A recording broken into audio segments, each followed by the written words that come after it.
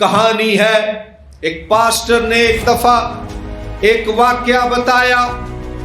اس نے کہا کہ ریگستانی علاقوں میں، بیابان میں، صحرا میں ایک خاص قسم کا پھول ہوتا ہے. اس پھول کا نام ہے دا ریزوریکشن فلاور، جی اٹھنے والا پھول.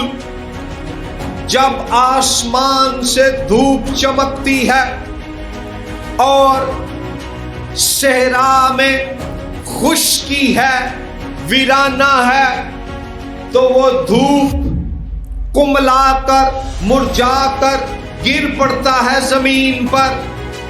جو لوگ بھی اسے دیکھتے ہیں وہ سمجھتے ہیں کہ یہ ایک مردہ پھول ہے. This is a dead flower.